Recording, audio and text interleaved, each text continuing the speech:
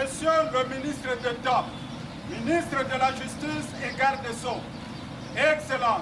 En présence du ministre d'État, ministre de la Justice et garde des Sceaux, Constant Mutamba, la haute cour militaire siégeant au second degré en matière répressive à la prison militaire de Ndolo à Kinshasa a confirmé en début du week-end dernier les jugements rendus en première instance contre M. Corneille Nangaa, ancien président de la Commission électorale nationale indépendante, aujourd'hui chef d'un groupe armé à l'est de la République démocratique du Congo et ses complices. Accusés de crimes de guerre et participation au mouvement insurrectionnel, ces derniers ont été condamnés à la peine de mort, accompagnés de la confiscation de l'intégralité de leurs biens.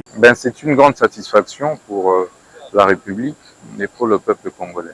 La haute cour militaire a confirmé la condamnation à mort de tous les criminels qui ont été appréhendés aux côtés de M. Corneille Nangaa, qui ont décidé de trahir la République et de servir les intérêts du Rwanda.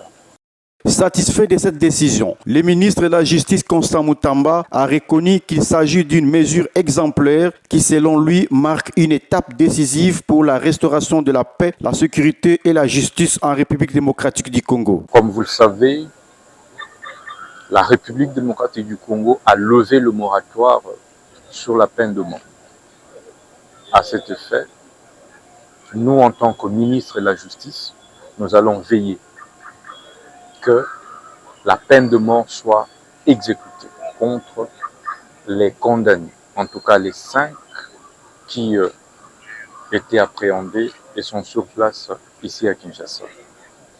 Nous allons veiller également à lancer de mandats d'arrêt internationaux contre M. Corneille Nangaa et ses affidés en fuite. Cette décision marque une nouvelle ère dans l'application des lois en République démocratique du Congo. Toutefois, elle suscite déjà au sein de l'Organisation de défense des droits de l'homme et de la société civile qu'il appelle à une réflexion sur la réintroduction de l'application effective de la peine de mort.